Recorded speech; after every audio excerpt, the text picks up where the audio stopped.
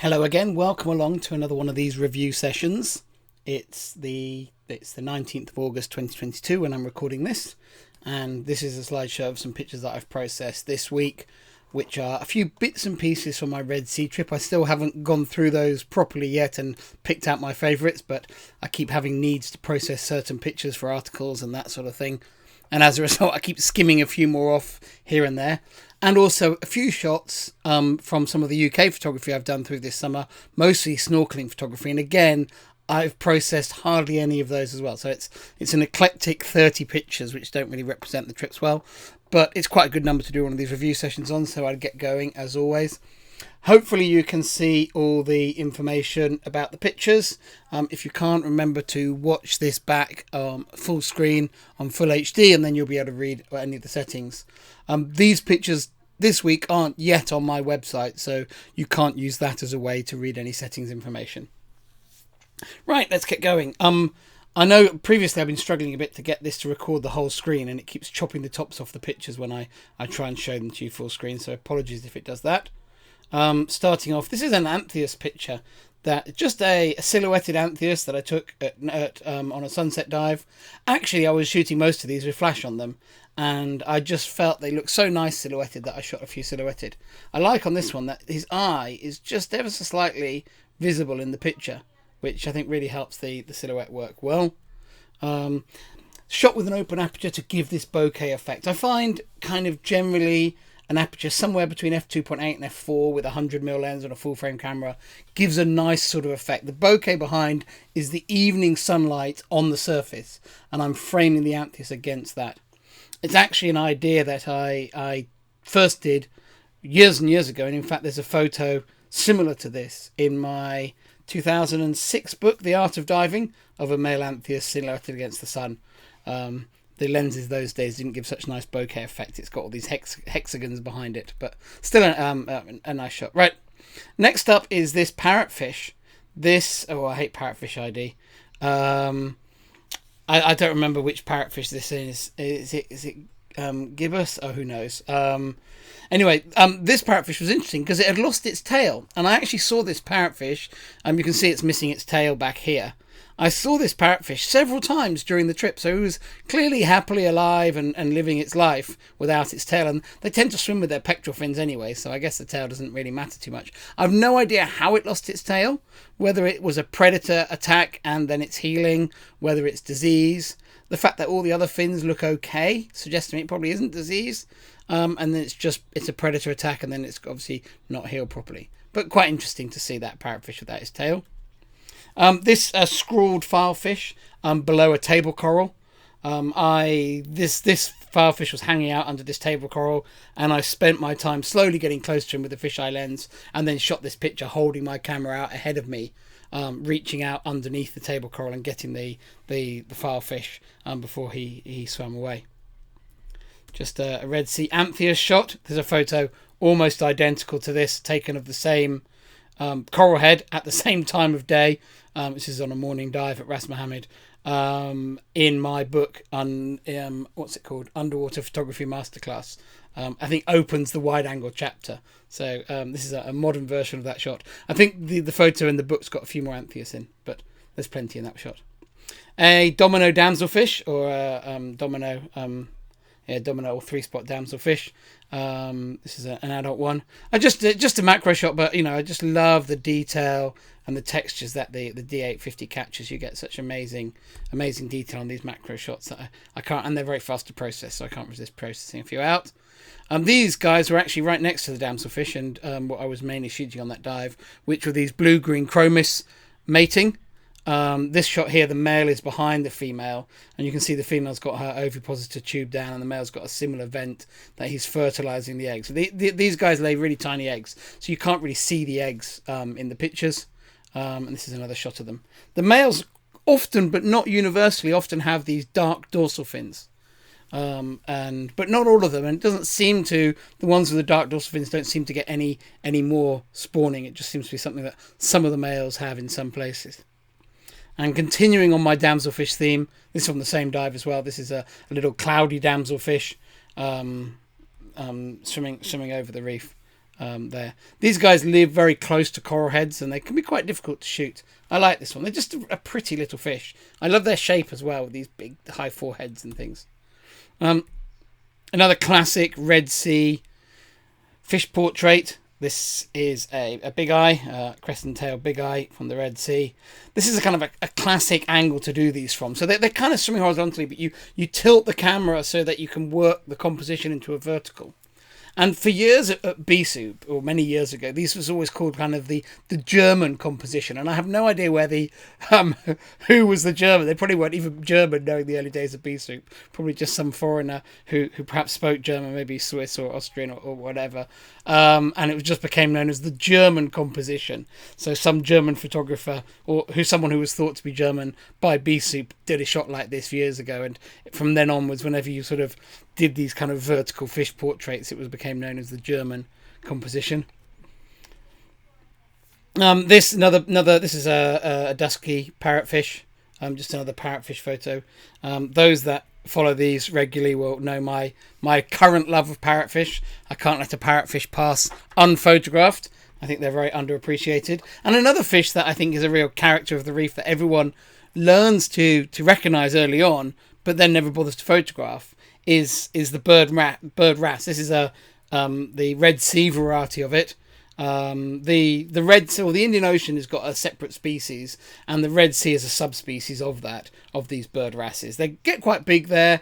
I don't know what the differences are between the Red Sea ones or the Indian Ocean ones and the ones in the rest of the Indo-Pacific across Southeast Asia and that sort of thing. They all look the same to me.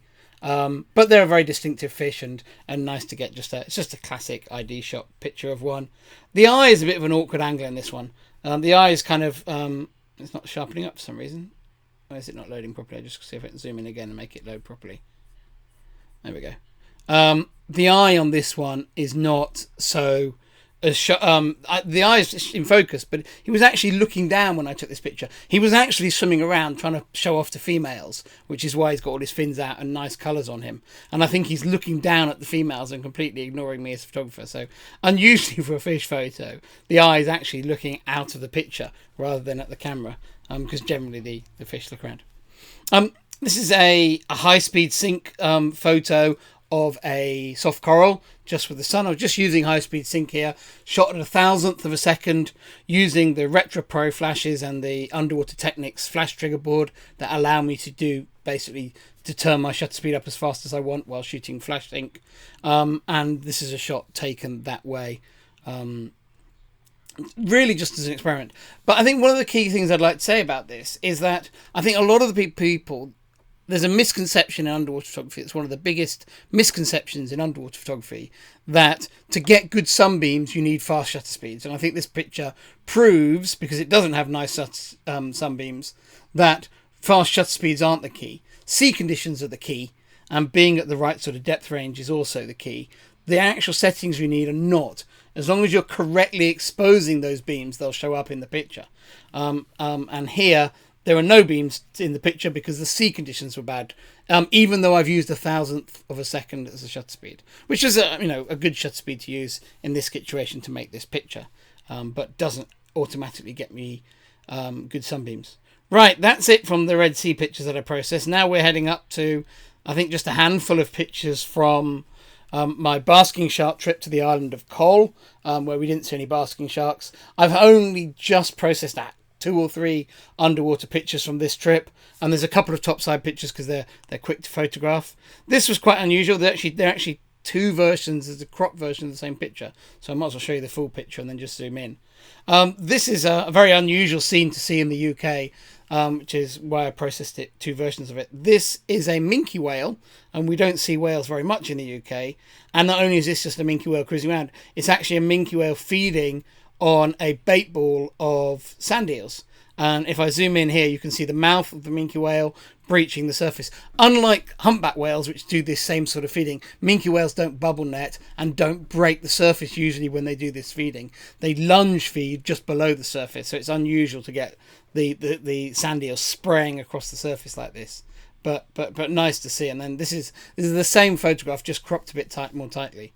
I felt I wanted to have two versions of it, because I think as a full picture like this, particularly as a thumbnail on my website, it'll almost be impossible to see what's going on. So at least this one, I think, as a thumbnail, you'll get some idea of what's going on.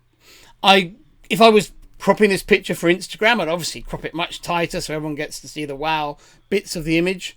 But in terms of selling the picture, which is what my website, I guess, is really about, I'd rather leave the picture whole so that if people decide to use it, they've got space within their book or magazine to crop it the way they want to. But in this case here, I've put two versions on to make sure they actually pay some attention to it. Right, just a few snorkeling images from Cole. I haven't had a chance to do many. This is a blue lion's mane jellyfish swimming amongst spaghetti weed here in the Cairns of Cole, which is a fabulous snorkeling spot. This is some wireweed. This is an invasive seaweed in the UK, but quite pretty.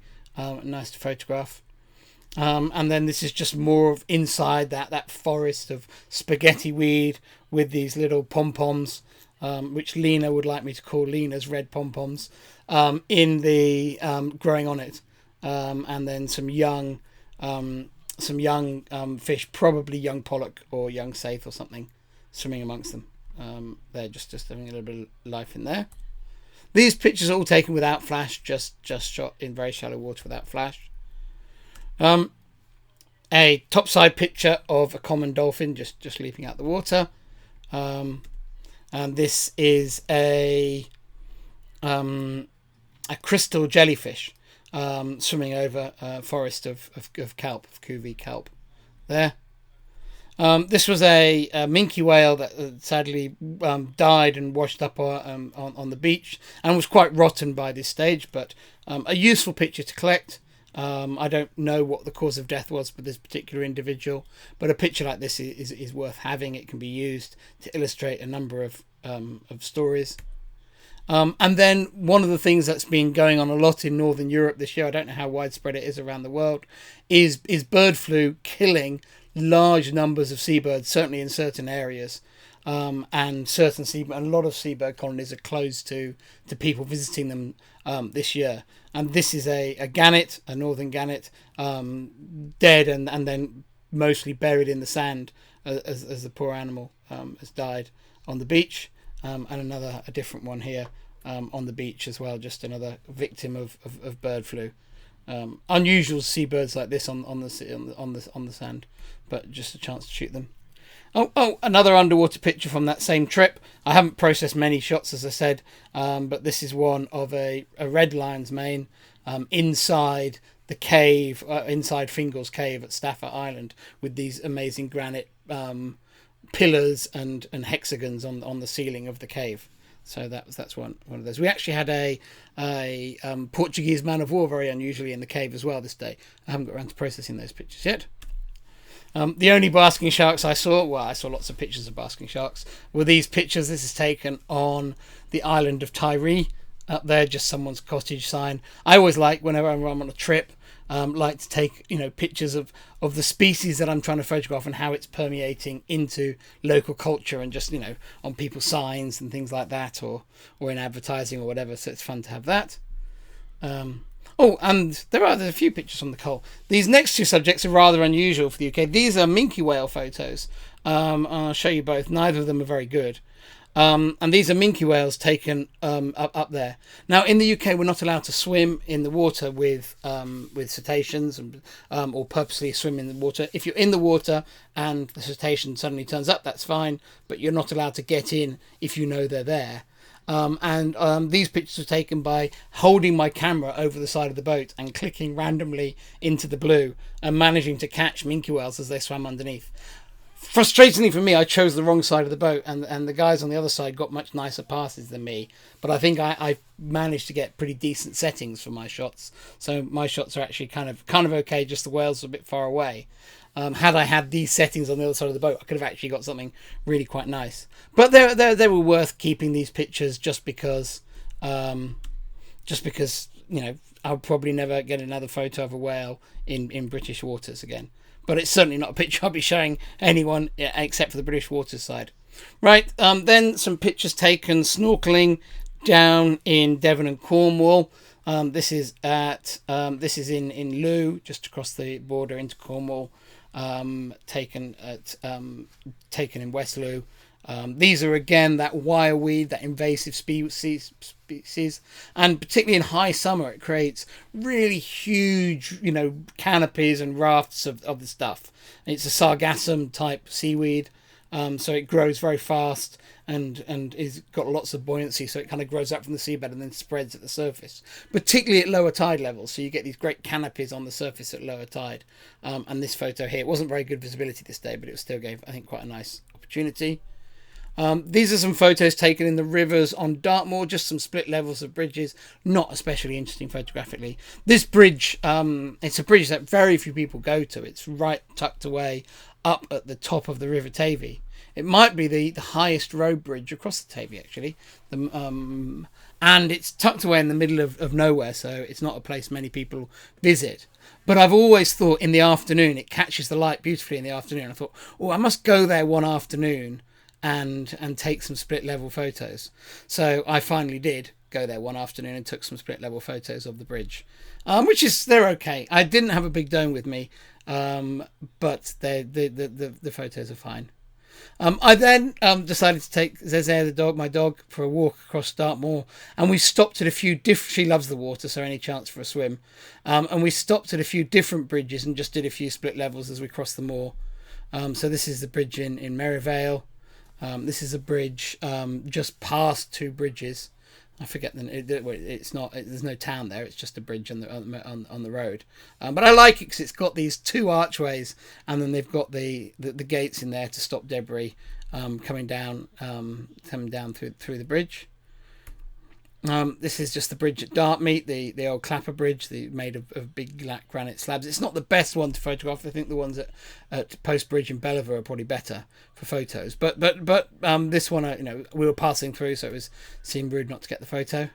And then I guess this is probably the last photo.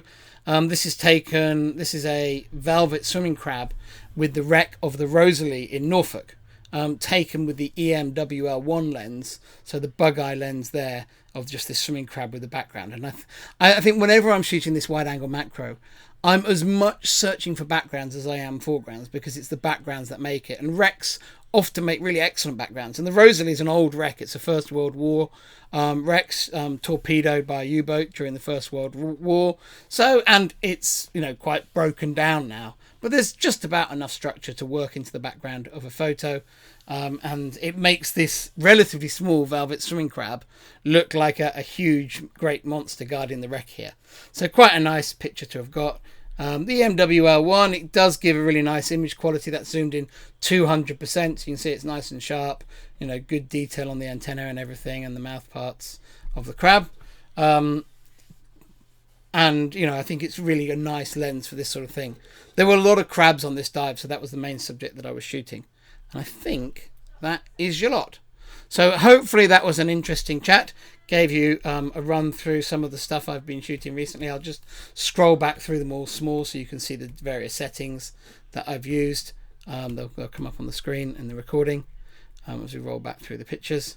And hopefully I'll be back again soon. I'm away next week from my main computer, so I don't think I'm going to be doing a lot of image processing. But there's a lot more. I think I pulled out about 100 images to process when I pulled these out to process.